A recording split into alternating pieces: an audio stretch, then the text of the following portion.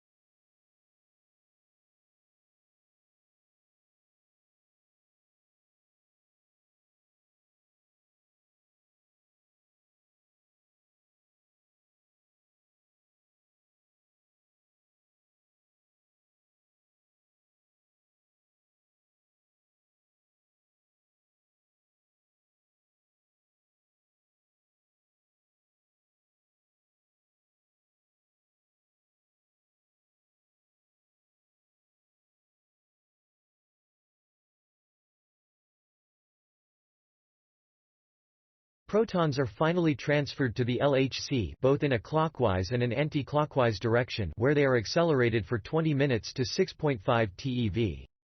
Beams circulate for many hours inside the LHC beam pipes under normal operating conditions. For each collision, the physicist's goal is to count, track and characterize all the different particles.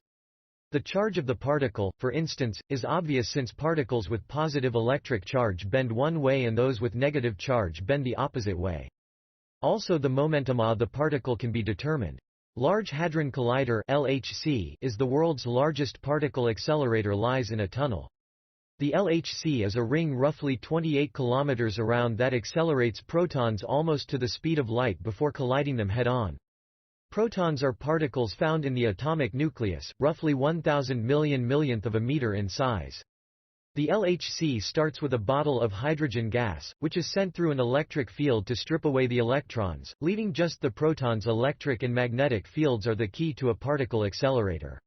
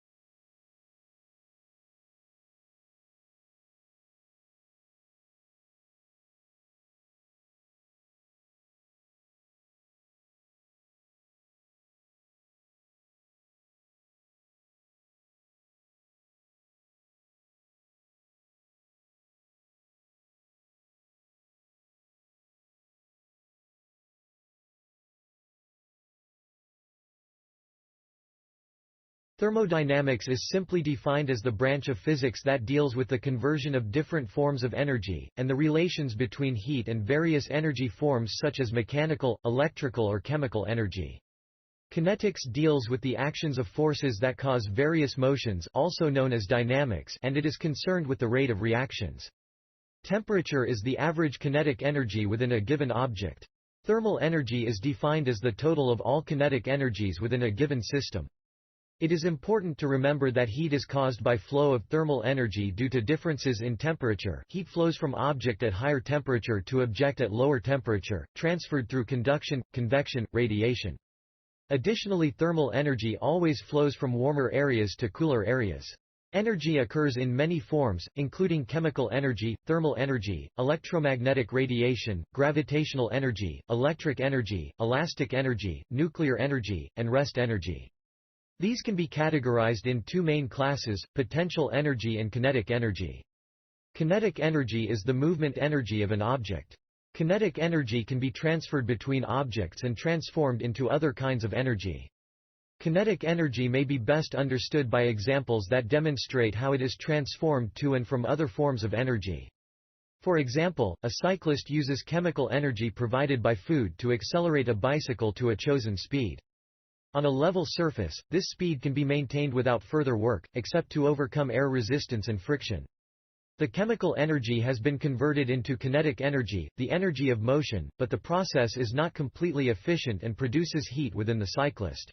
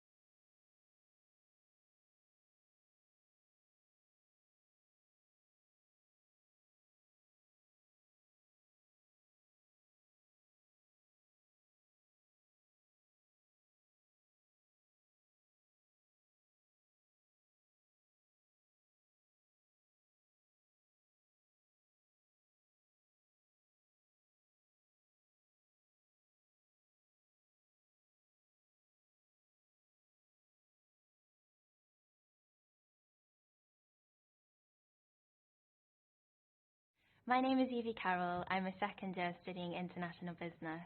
My degree subject is made up of tutorials, lectures and independent learning, and today I'm going to speak about tutorials. Before each tutorial, we're asked to prepare in advance. We're usually given reading lists, which we have to complete before each tutorial. We are given websites to look at, e-journals to look at, and we have to prepare by writing our notes down. In every tutorial there's about 5 to 15 students, and these are led by the tutors, which are usually masters or PhD students. And then when we come into the tutorial, we are put into small groups and we're asked to discuss our ideas, generate new ideas, and then feedback to the class. During our tutorials there's lots of support given. Our tutors are there so that we can ask questions at any time. We also have our peers there, which we can also ask questions to. If we need help before the tutorial, we can email in any of the tutors and they'll provide you with help. The difference between lectures and tutorials is that in lectures you usually have about 200 to 300 students, whereas in tutorials there's about 5 to 15 students, which allows you to discuss matters, put your hand up and talk to your tutors about any difficulties you may have with a subject. The skills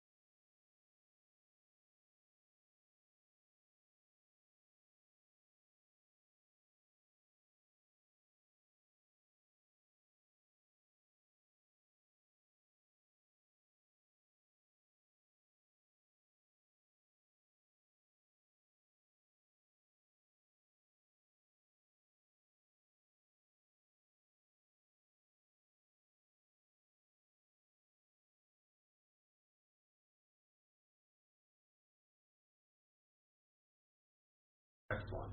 He said, innovation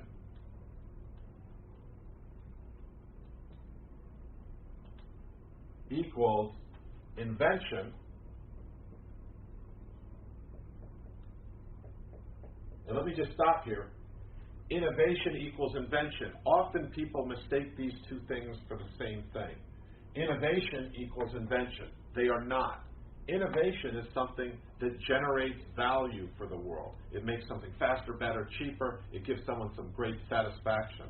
An invention is an idea, a technology, a patent. In and of itself, it does not generate value. So these two are not the same thing. And sometimes you see them interchanged, and that's not correct. So innovation equals invention times commercialization.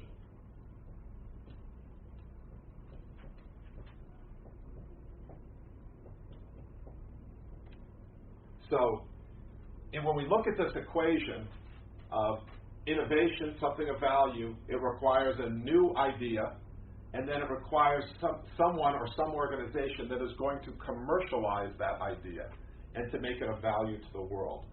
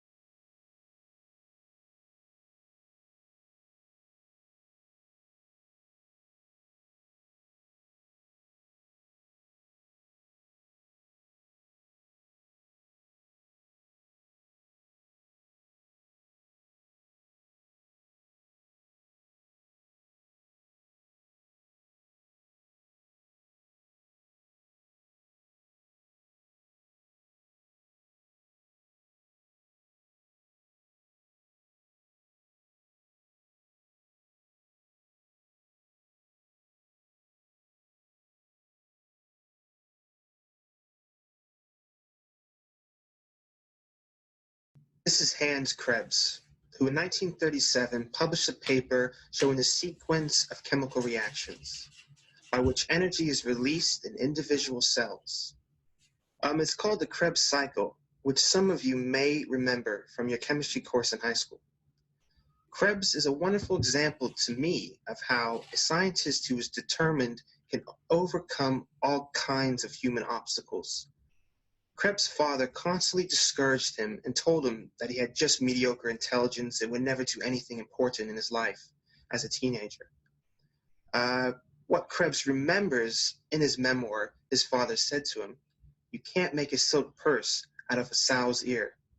And later on, when Krebs studied with the great biochemist Otto Warburg, Warburg also told him the same thing, not the same quotes, but that he had only mediocre ability and would never be a great scientist.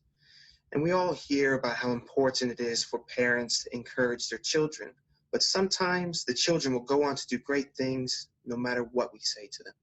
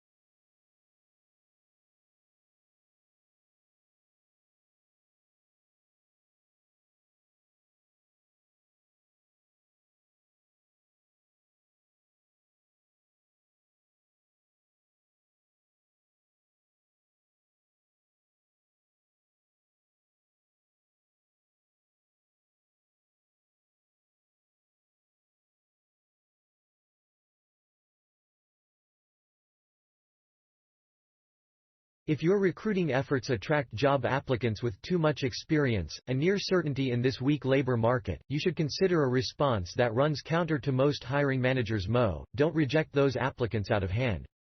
Instead, take a closer look. New research shows that overqualified workers tend to perform better than other employees, and they don't quit any sooner. Furthermore, a simple managerial tactic, empowerment, can mitigate any dissatisfaction they may feel. The prejudice against too good employees is pervasive. Companies tend to prefer an applicant who is a perfect fit over someone who brings more intelligence, education, or experience than needed. On the surface, this bias makes sense. Studies have consistently shown that employees who consider themselves overqualified exhibit higher levels of discontent. For example, overqualification correlated well with job dissatisfaction in a 2008 study of 156 call center reps by Israeli researchers Saul Fine and Baruch Nevo. And unlike discrimination based on age or gender, declining to hire overqualified workers is perfectly legal. But even before the economic downturn, a surplus of overqualified candidates was a global problem, particularly in developing economies, where rising education levels are giving workers more skills than are needed to supply the growing service sectors. If managers can get beyond the conventional wisdom, the growing pool of too good applicants is a great opportunity. Baron Erdogan and Talia N. Bauer of Portland State University in Oregon found that overqualified workers' feelings of dissatisfaction can be dissipated by giving them autonomy in decision-making. At stores where employees didn't feel empowered, overeducated workers expressed greater dissatisfaction than their colleagues did and were more likely to state an intention to quit. But that difference vanished where self-reported autonomy was high.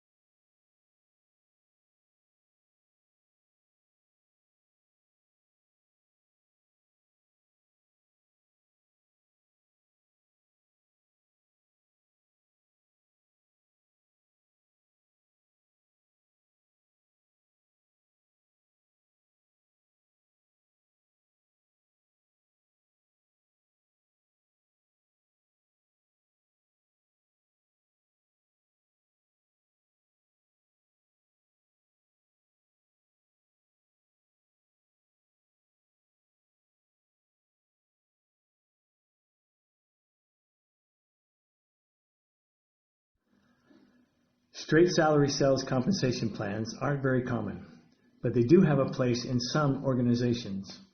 With this type of structure, you'd pay your salespeople a straight, albeit competitive salary, like all of your other employees, and nothing else. No bonuses, no commissions, and few, if any, sales incentives. This type of compensation plan is most often used when the industry you operate within prohibits direct sales. When salespeople work as part of a small group or team and all contributions are equal, when your sales team is relatively small, or when your salespeople are expected to spend much of their time on other responsibilities other than selling. However, these plans don't tend to offer motivation to salespeople, as there are no incentives for them to work harder. Salary plus commission sales compensation plans are possibly the most common plans used today. They're structured in a way that salespeople receive a lower base salary along with commission pay that makes up the majority of the total compensation. Organizations use salary plus commission sales compensation plans when there are opportunities to support all salespeople on this structure and when there are proper metrics in place for tracking sales to ensure that the splits are fair and accurate. This type of plan is often the better choice as opposed to straight salary because it offers motivation to increased productivity and to achieve goals. It also offers more stability. Sales people will still get some type of pay even if they're in training. When sales are low during certain months or if market conditions get volatile. However, it can be more complex to administer. Commission-only sales compensation plans are exactly what they sound like. You pay your salespeople for the sales they bring in and nothing else. There is no guarantee of income. These types of plans are easier to administer than salary plus commission and provide better value for your money, paid as they are based solely on sales achieved. They also tend to attract fewer candidates, but do attract the most top performing and hardest working sales professionals who know they can make a good income because they know how to sell.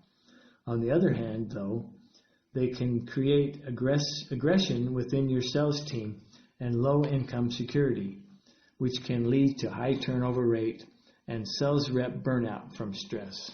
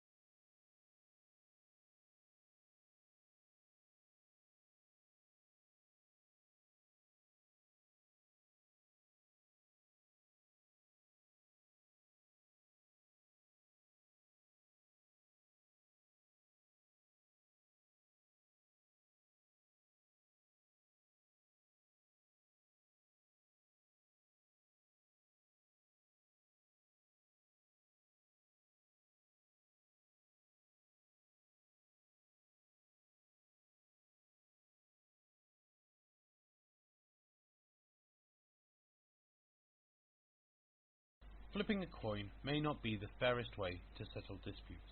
About a decade ago, statistician Percy Diaconis started to wonder if the outcome of a coin flip really is just a matter of chance. He had Harvard University engineers build him a mechanical coin flipper. Diaconis, now at Stanford University, found that if a coin is launched exactly the same way, it lands exactly the same way. The randomness in a coin toss, it appears, is introduced by sloppy humans.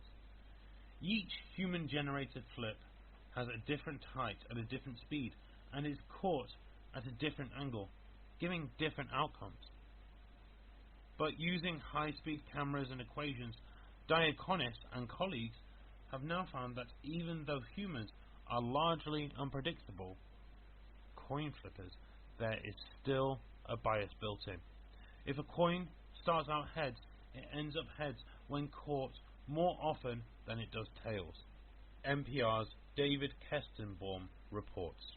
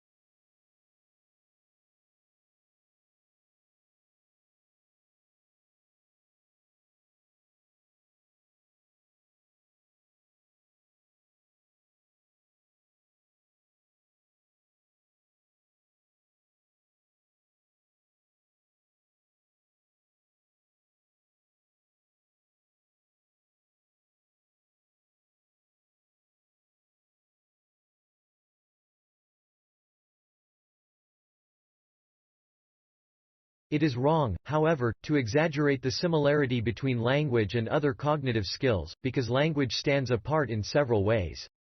For one thing, the use of language is universal. All normally developing children learn to speak at least one language, and many learn more than one.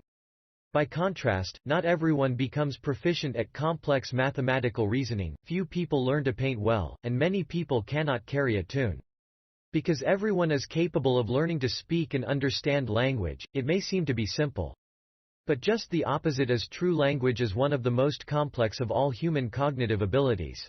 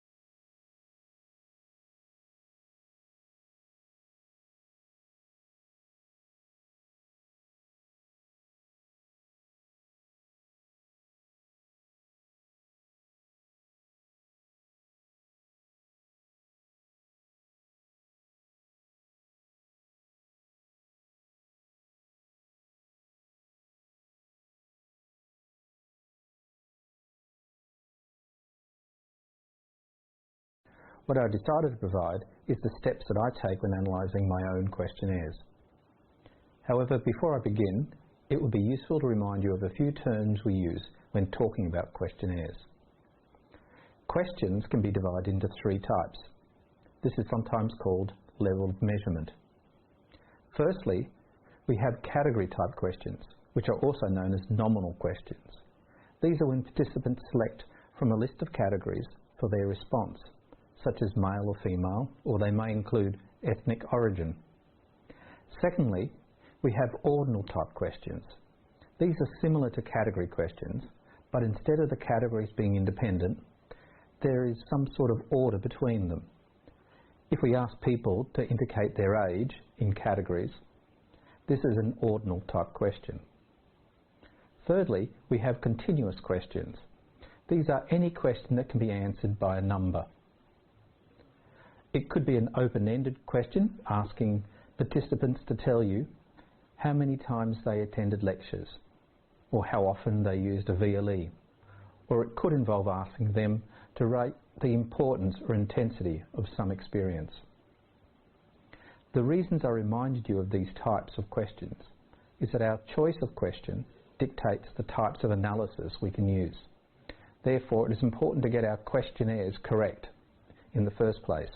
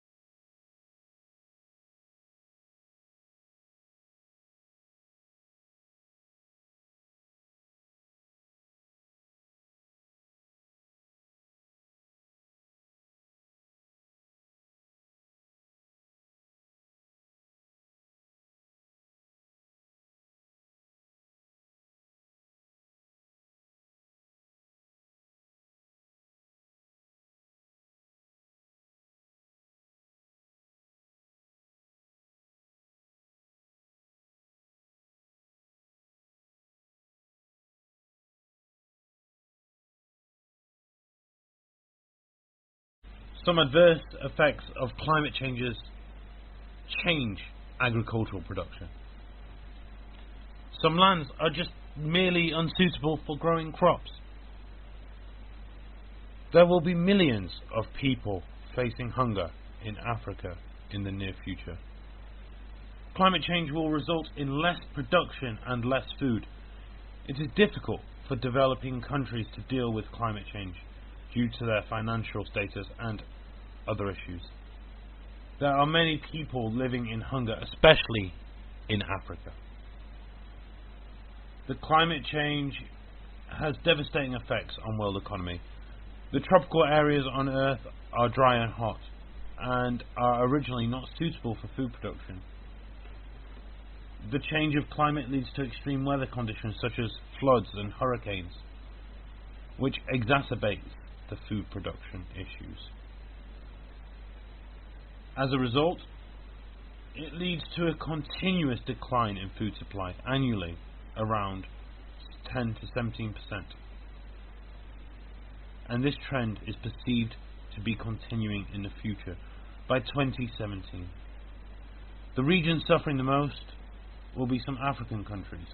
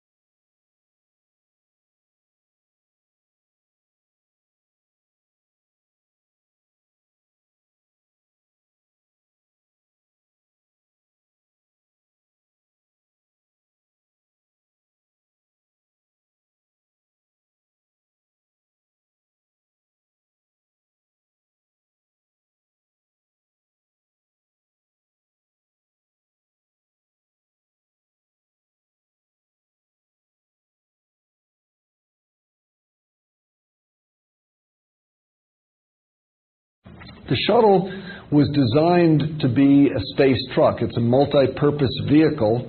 We've done a tremendous number of different things with it. It's the most versatile space vehicle that has ever been built. We've used it to launch satellites. We've used it to repair satellites in orbit and put them back into orbit.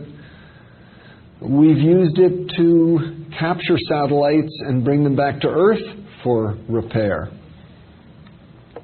We've outfitted it with the Space Lab built by our European partners and used it before the era of the space station to do scientific research.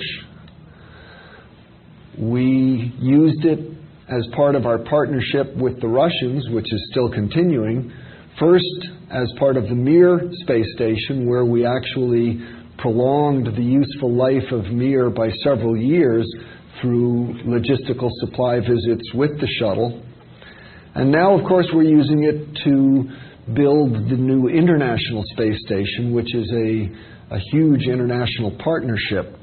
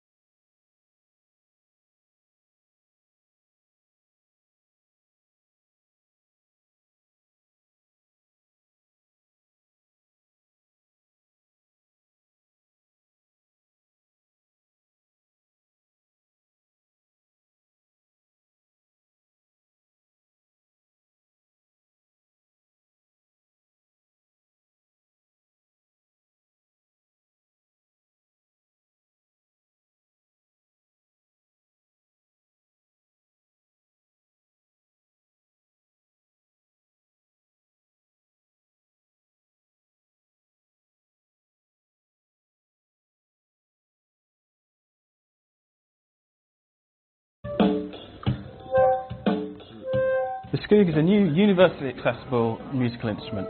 It's designed for use by children or adults with special needs, or in fact for use by anyone. It's soft, it's easy to play, it's robust, and it can be customised to suit anyone's ability. The Skoog helps children with special needs by allowing them to get involved in making music themselves. It's an instrument that they can play and they can take ownership of and start creating their own sounds and music. Traditionally, instruments are the shape and size and made of the materials they are because of the sound that they need to make. If you want something to sound like a plucked string, you need a string and it needs to be under tension. Whereas with the Skoog, because it's a mixture of software and a sensor, then the computer can handle making the sound, and so we can design an object that's designed to be touched and designed to be played with. In developing the Skoog and actually working with kids in the schools and in the classroom, it's really helped us make the Skoog something that's usable by the children themselves. They've informed us massively on how it needs to work, and they've given their opinion on colours and design, and just the feedback that they've given to us has been just marvellous. It's just so enriching, and it's really inspiring to actually work with these kids, particularly when you can provide them with an ability to start playing their own music as opposed to just taking part through listening and listening to other musicians and really learning from them.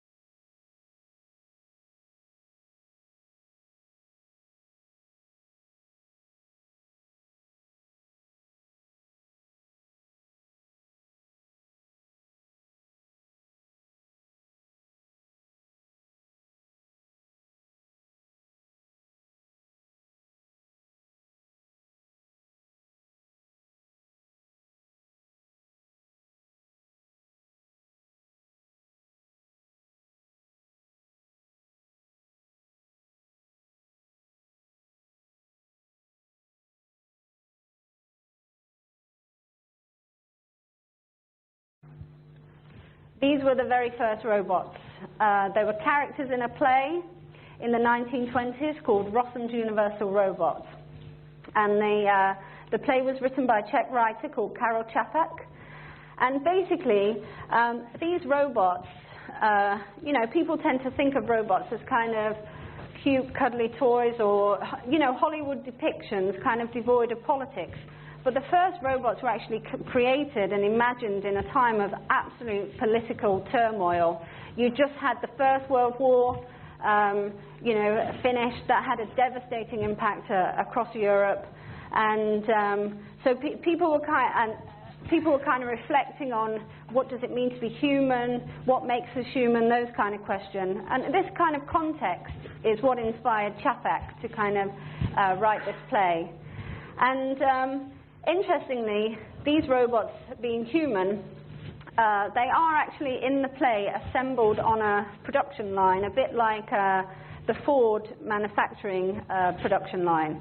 So even though they are human, they are assembled, and these robots are designed to labour, and that is their primary purpose in society.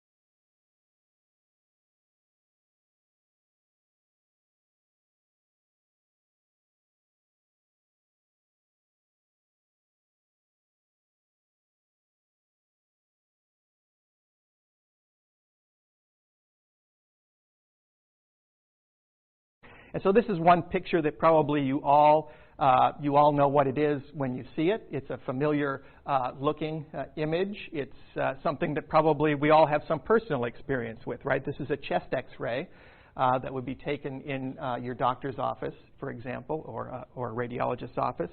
And it is a good example of biomedical engineering in that it takes a physical principle, that is, how do X-rays interact with the tissues of your body, and it uses that physics, that physical principle, to develop a picture of what's inside your body. So to look inside and see things that you couldn't see without this device. And you'll recognize some of the parts of the image. You can see the rib cage here, the bones. You can see the heart is this large, bright object down here. If you're have good eyesight from the distance that you're at, you can see the vessels leading out of the heart and into the lungs. And the lungs are these darker spaces within the rib cage.